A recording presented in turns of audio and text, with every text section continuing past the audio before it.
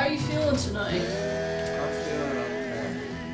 feeling okay. I feel nice and clean now that I take a shower and shave and all that good stuff.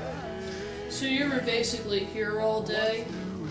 Yes, I was here. And how was the atmosphere outside? The outside was quite pleasant, sunny, and very reasonable. See, ever since they removed 4 feet of snow out of this neighborhood, things have been pretty good. But anyway, going back, we have noticed that around the U.S. and other states and major cities, the crime has gone down. However, in Baltimore, well, things just seem to stay the same. So, why do you think that crime is up in Baltimore when it's down in other parts of the U.S., don't it? Well, this is just my opinion.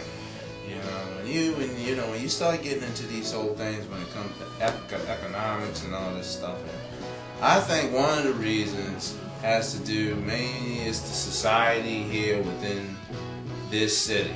Now, unfortunately, you would think by us being a complete United States of America, because it says United States doesn't necessarily mean that we're united. It is far from anything but the truth.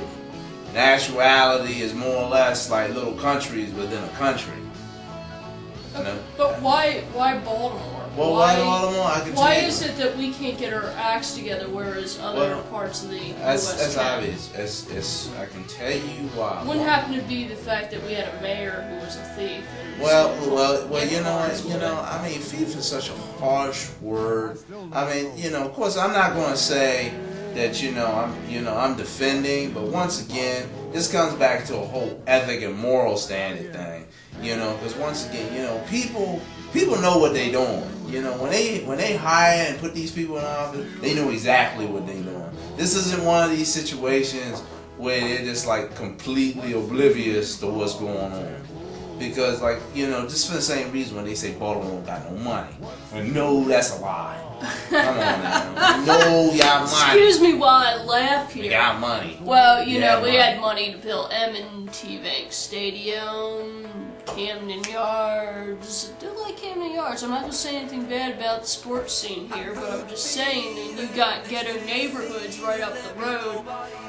And then they're talking about replacing the First Mariner Arena. Have you heard about that? I know, but you know what this comes down to? This basically comes to taking down funds.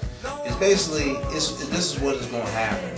Pretty much is they're going to slash all the welfare and everything. They're going to put it toward the other stuff. I mean, not to say that I really, First Mariner Arena. They're going to put it toward the entertainment and the tourist attractions because that's what they're bent on. They bent on trying to get more people in the good area, the good section, so they can get more money and basically push all the crappy people wherever under the rug so they can't see that for their own benefit. Or the county.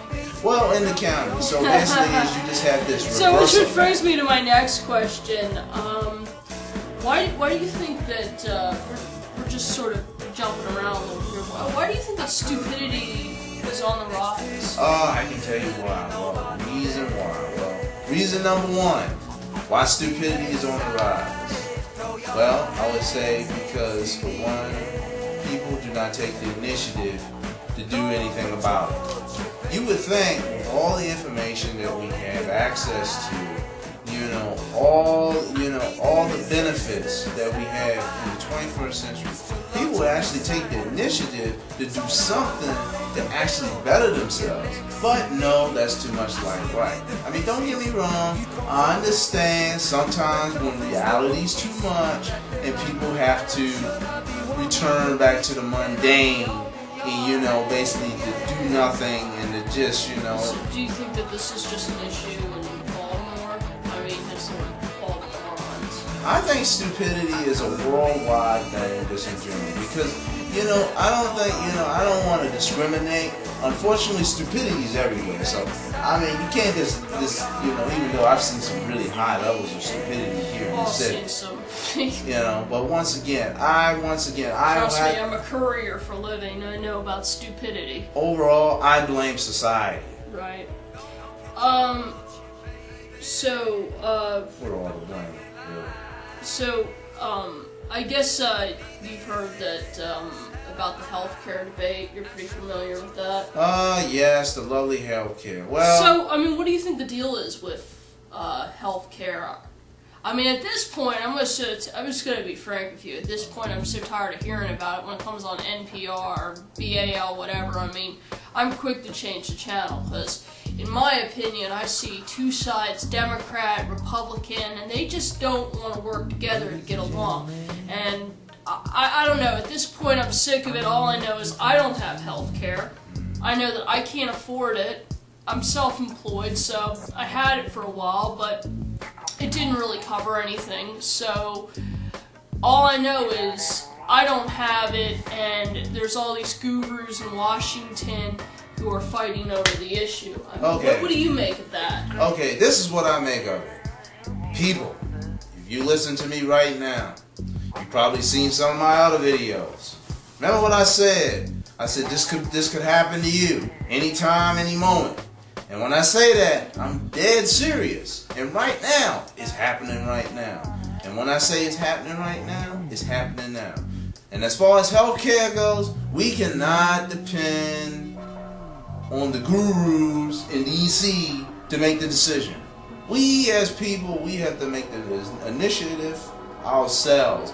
We have to take things in our own hands to make sure we have good health care, because nobody else is going to do it. There is no free lunch in this universe. It doesn't work that way.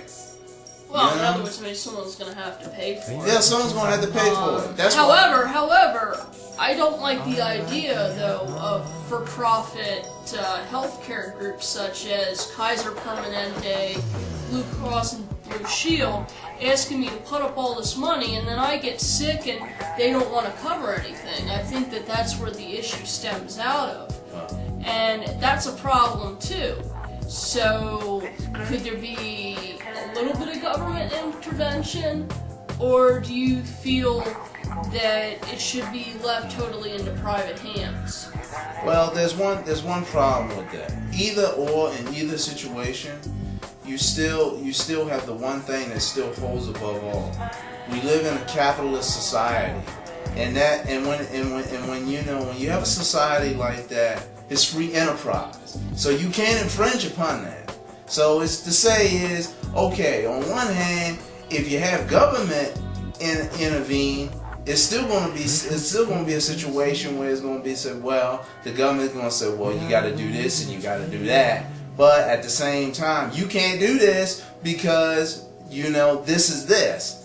And if you leave it in private hands, then the argument's going to come down to say, well, hey, why the government? You're going to have people just going to cry about. They say, why isn't the government doing anything about this? We're at the mercy of the healthcare providers. We need help. Well, let me ask you a question. Have you had any personal experiences with your healthcare provider or the healthcare system in recent years? Well, personally, I'm going to tell you, depending on the healthcare system that you get, they all vary.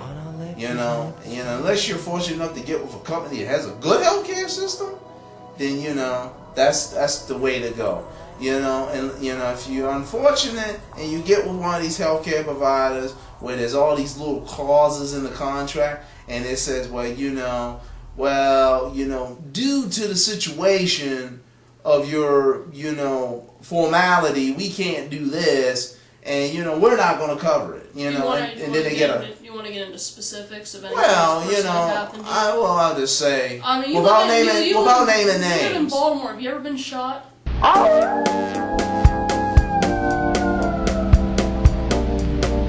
Oh!